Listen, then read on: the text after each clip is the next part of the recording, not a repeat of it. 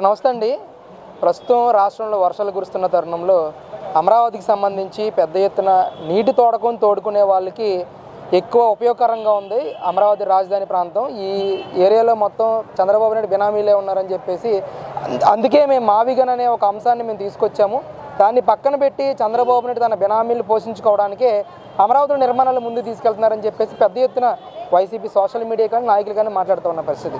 అసలు ఈ మావిగన్ మీద కానీ అమరావతి మీద వస్తున్న ట్రోల్స్ మీద కానీ అడ్వకేట్గా మీరు ఏ విధంగా రియాక్ట్ అవుతారు? దీని అంతా 2014కు పూర్వం జగన్మోహన్ రెడ్డి గారు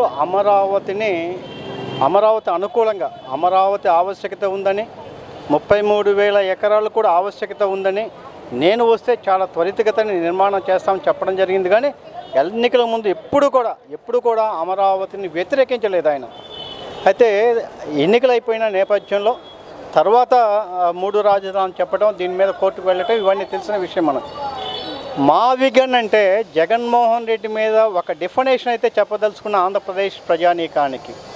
మావిగన్ అంటే మా అంటే మతి లేని అని, వి అంటే విజన్ లేనని, గన్ అంటే జగన్ అని. మావిగన్ అంటే మతి లేని విజన్ లేని జగన్మోహన్ రెడ్డి అని చెప్పవచ్చు. మతి లేని అని ఎందుకంటే అమరావతి పురోగాభివృద్ధి అద్భుతంగా జరుగుతూ ఉంటే మీరు ఎక్కడ కాదు 3 రాజధానుల ఏర్పాటు అని కుంపటి పెట్టారు. ఇక్కడ ఒక కులముద్ర వేశారు. కనీసం ఇక్కడ కృష్ణానది తీరంలో ఉంది, మునిగిపోతుందన్నారు. అన్న తర్వాత అనేక ప్రాంతాలు మునిగినాయి, కానీ అమరావతి సుభిక్షంగా ఉంది. దీని మీద మీరు అమరావతి రైతులు హైకోర్టుకు వెళ్ళటం, హైకోర్టులో త్రిసభ్య ధర్మాసనం 3 రాజధానుల బిల్లు మీద కొట్టివేయటం జరిగింది. దాని మీద మీరు సుప్రీంకోర్టుకు వెళ్ళారు. సుప్రీంకోర్టుకు వెళ్ళి తమంతట తాముగా కేసు ఉపసంహరించుకున్నారు. అంటే ఈ కేసు మావిగన్ అసాధ్యమా సాధ్యమా అని చెప్పేదానికి ఒక అడ్వకేట్గా ప్రజల తరపున నా వాయిస్ ఇస్తున్నాను. ఎందుకంటే ఇది సుప్రీంకోర్టులో గతంలో సుప్రీంకోర్టు దాకా వెళ్ళిపోవటం రైతులకు అనుకూలంగా ఇచ్చిన ఈ నేపథ్యంలో మీకు మావిగన్ అంటే గతంలో ఇచ్చినటువంటి అమరావతి రైతులు ఇచ్చిన తీర్పుకు మీరు వ్యతిరేకం. తీర్పుకు జగన్మోహన్ రెడ్డి ఉల్లంఘనగానే మాట్లాడవలసి వస్తుంది. మళ్ళా మావిగన్ అని పెడితే ఈ రైతులు మరొక్కసారి కోర్టుకు వెళ్లకుండా ఉంటారా? మిమ్మల్ని నమ్మి ల్యాండ్ పూలింగ్ విధానం కింద ఈ మావిగన్ ప్రాంతంలో భూములు ఇస్తారా? ఒకవేళ ల్యాండ్ పూలింగ్ విధానం ద్వారా లేకపోతే ల్యాండ్ ఎక్విజిషన్ కింద ఈరోజు ఉన్నటువంటి మార్కెట్కు 4 times ఎక్కువ పెట్టి భూములు మిమ్మల్ని నమ్మి ఇక్కడ మీకు ఇస్తారా? మావిగన్ ప్రాంతంలో మచిలీపట్నంలో కావచ్చు, గుంటూరులో కావచ్చు, విజయవాడలో కావచ్చు, మిమ్మల్ని నమ్మి ఏ విధంగా ప్రభుత్వాన్ని నమ్మి భూములు ఇస్తారు?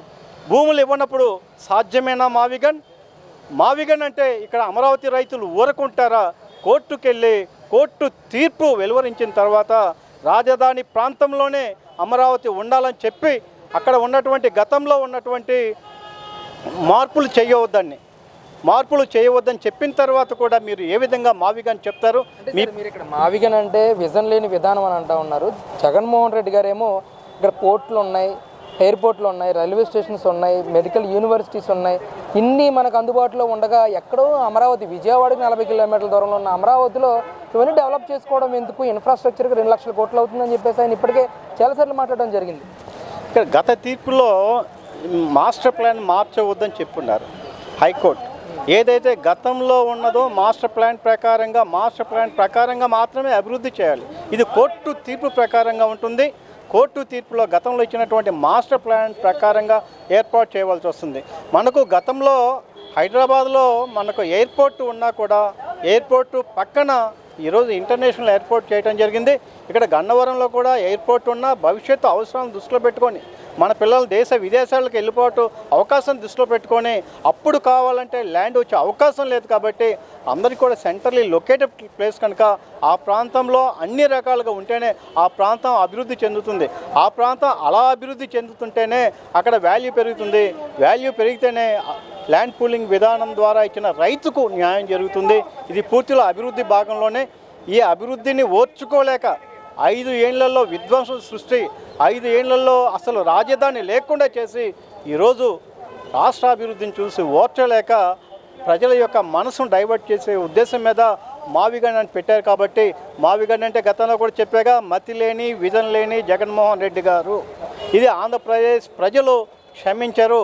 ఇప్పుడు వస్తానన్న 11 సీట్లు కూడా ఈ సిస్టమ్ ఉన్నట్లయితే జగన్మోహన్ రెడ్డి గారికి నెక్స్ట్ ఆ సీట్లు కూడా రావు. 0 ముఖ్యమంత్రిగా మిగిలిపోబోతాడు.